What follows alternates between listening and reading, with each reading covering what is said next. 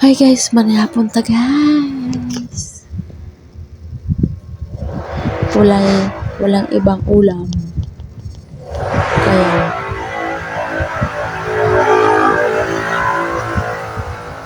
walang ibang ulam kaya ito na lang ang ulamin ko.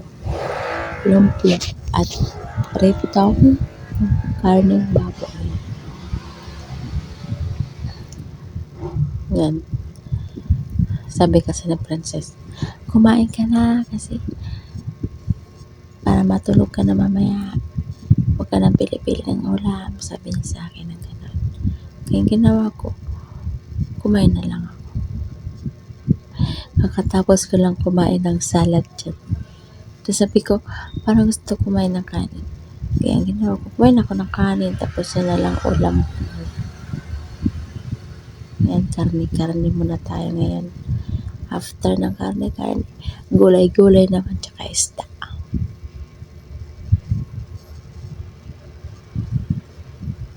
Ayan guys, kain tayo.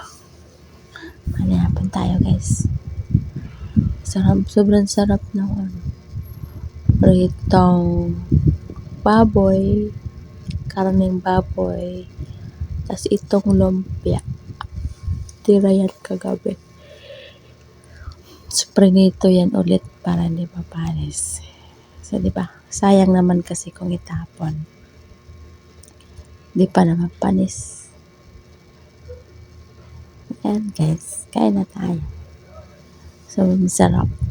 Guys, yun ang alamang alamang ganun talaga. Ay mag-inarte kayo, di naman tayo mayaman. Diba? Saka na tayo mag-inarte kung mayaman na tayo. Yung bilyon-bilyon na yung pera natin. Diba? Yan! Sobrang sarap ng pritong. So, yan, kain tayo guys. Hindi kasi ako naghawak, hindi ko kasi ginamit yung stand. Kaya ginawa ko, hinawakan ko lang yung cellphone habang kumakain. Yung hirap-hirap kumain, hawak-hawak yung cellphone. Tapos nagbibidyo. Sobrang hirap na. Hindi ko ginamit yung stand kasi walang space na kasi maraming gamit. Hindi ko alam saan ko ilalapag yung stand.